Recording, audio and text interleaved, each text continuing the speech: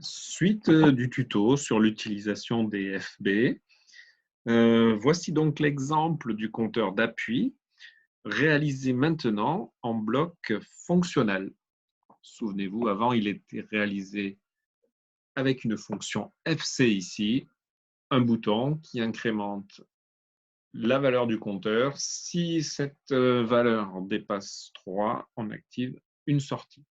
Ce fonctionnement n'était pas correct, car lorsque l'on quitte la fonction ici, les valeurs locales, en l'occurrence compteur d'appui, eh bien les valeurs locales sont perdues et c'est pour ça que à chaque fois que l'on revient lire et exécuter ces instructions, eh bien la valeur compteur appui restait à 0. Je vais donc au niveau de mon programme ajouter un nouveau bloc de type FB. Alors, je crée un nouveau bloc parce qu'en fait, on ne peut pas directement transformer une fonction FC une fois qu'elle a été construite. Et donc, je suis obligé de faire un copier-coller. Alors, je vais déjà copier-coller le nom et je copierai également le contenu. Donc, je fais ajouter nouveau bloc, un bloc FB, langage contact, le nom, je donne le même. Alors, je n'ai pas le droit que ce soit exactement le même. Je vais dire que ça, c'est le FB. 3 appuis sur le bouton. OK. Le FB est créé ici. Je vais simplement faire un copier ici du contenu, réseau. Et voilà, supprimer.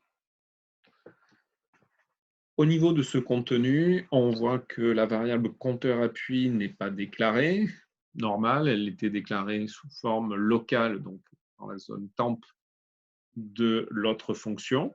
Et c'est justement pour ça que ça ne fonctionnait pas. Donc, qu'est-ce que je vais faire? Eh bien, je vais simplement maintenant profiter que l'on ait déclaré un FB pour pouvoir ici eh bien, utiliser la zone statique qui sera la zone où seront stockés en mémoire. Alors, mémoire, c'est un bien grand mot. Dans la mémoire du DB, du DB d'instance qui sera attaché.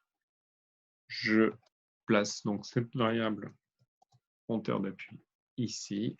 C'est un int. Plus d'erreur au niveau ici. Je regarde au niveau du main et je fais un appel de ce FB. Dès le début, on voit, attention, il faut, comme c'est un FB, créer un DB d'instance. Et donc, tout naturellement, je vais lui donner un nom.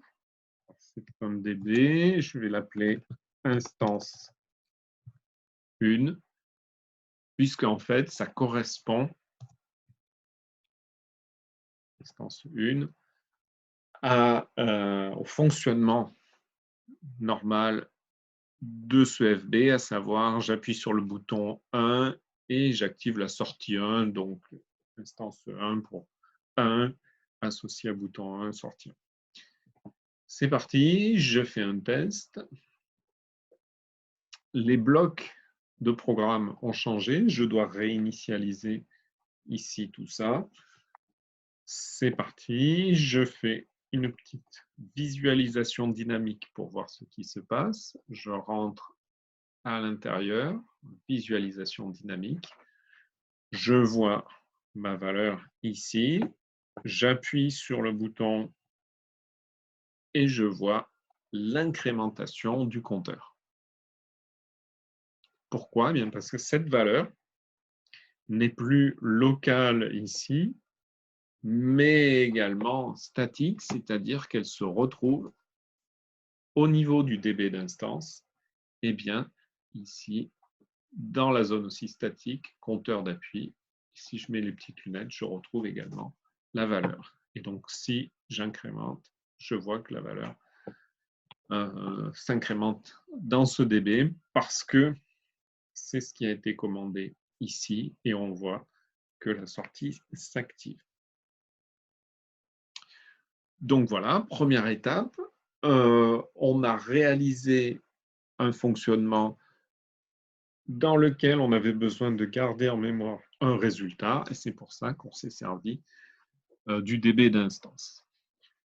Je vais aller un petit peu plus loin et vous montrer maintenant que la fonction de FB qui a été créée ici n'était pas très générique, et je vous propose d'élargir un petit peu son fonctionnement en l'appelant tout simplement non plus 3 appuis, mais au lieu de 3 n'importe. Donc, je vais l'appeler N. Je me déconnecte bien sûr pour faire ces modifications. N appuie sur un bouton que j'appelle BP provoquera l'activation d'une sortie S quelconque.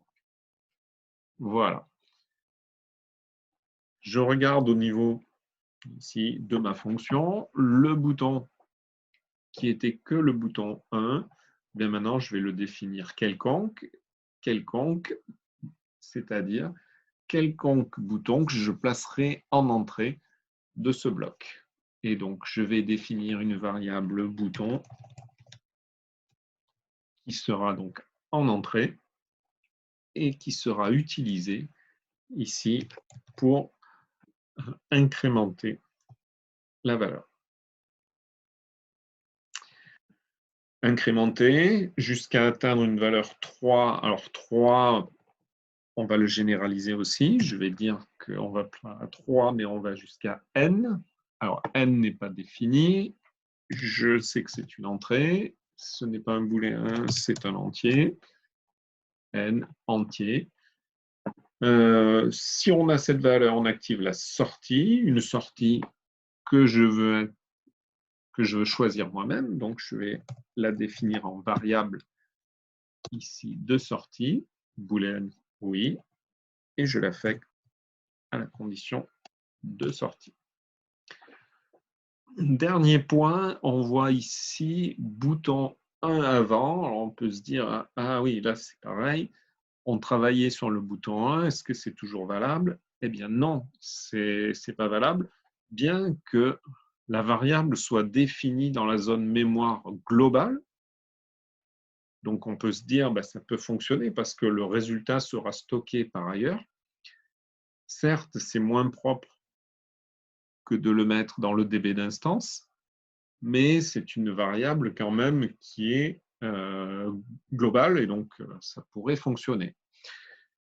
Eh bien non, parce qu'en fait, lorsque l'on va faire plusieurs instances de ce fonctionnement-là, et que l'on va travailler par exemple avec un bouton 1, un bouton 2, un bouton 3, eh bien, on ne peut pas stocker le résultat intermédiaire du bouton 1, par exemple, dans la variable bouton 1, et ensuite utiliser pour l'appel du bouton 2 la même variable, il y aurait chevauchement. Et donc là aussi, tout naturellement, je vais déclarer une variable bouton avant, qui sera une variable locale ici. Attention, elle ne doit pas se perdre à la sortie de l'appel, parce que justement, dans le cas d'un front montant, on doit mémoriser l'état antérieur et donc pas le perdre. C'est donc tout naturellement que je vais déclarer une variable ici statique que je vais appeler bouton avant, qui sera un booléen. Booléen, on a dit.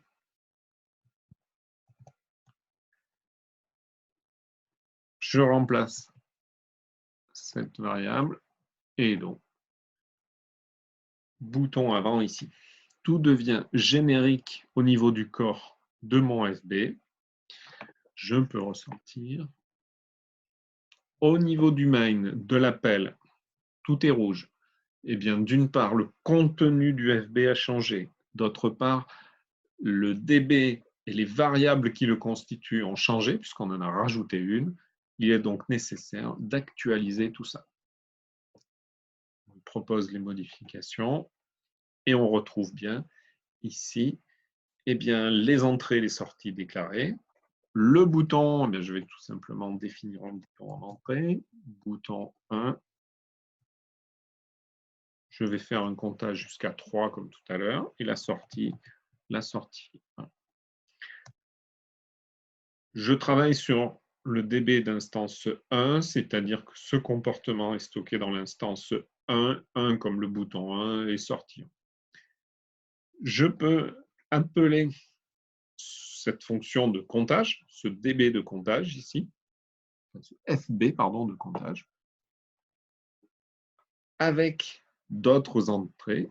C'est ce que je fais tout de suite. On nous dit, ah, il faut créer un nouveau DB d'instance. Oui, parce que les données spécifiques à ce calcul, notamment le nombre d'appuis, n'est pas forcément le même que lors de l'autre fonctionnement. Et c'est pour ça que je dois définir un DB différent. Souvenez-vous, dans l'histoire des soirées, eh bien, j'affecte à chaque soirée un carnet différent, et dans chaque carnet, je note des choses différentes qui sont spécifiques au contexte où je me trouve. Donc ici, c'est pareil, le DB d'instance, je vais l'appeler 2 parce qu'il correspond au fonctionnement numéro 2.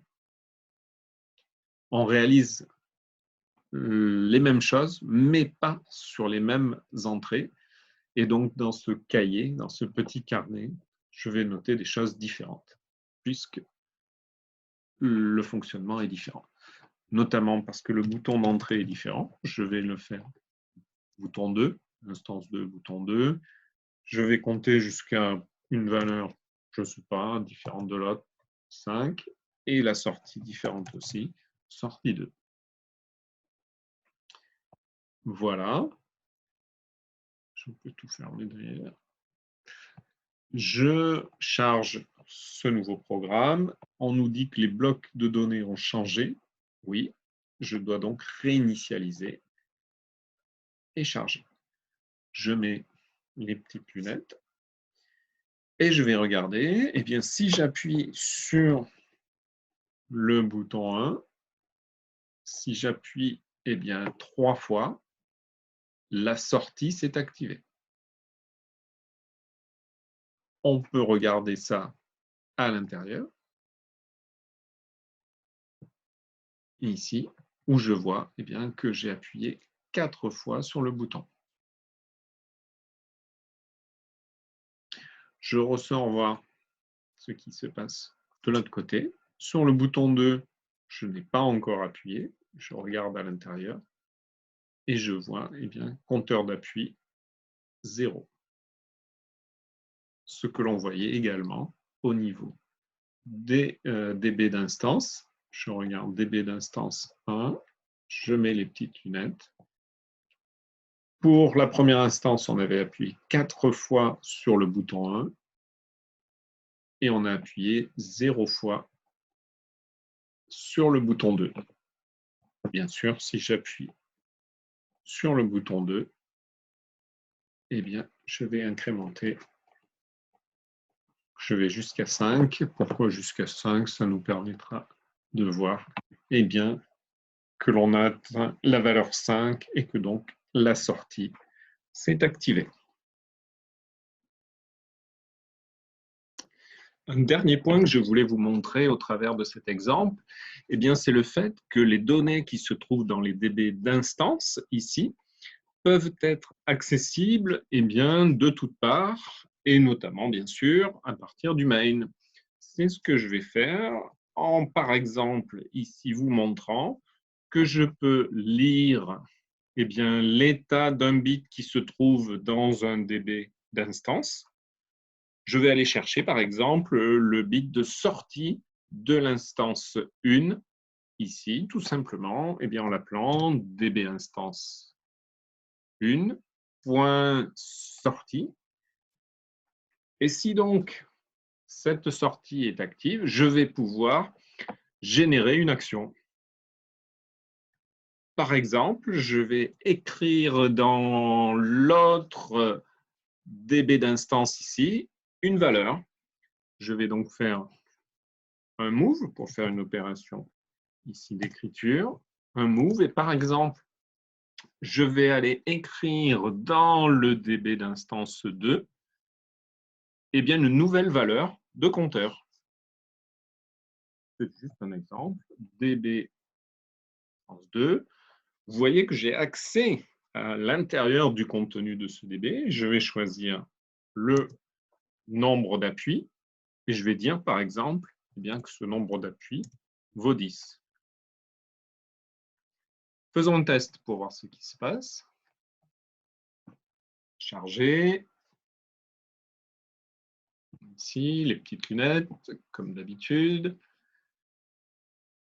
Pas d'appui sur aucun bouton.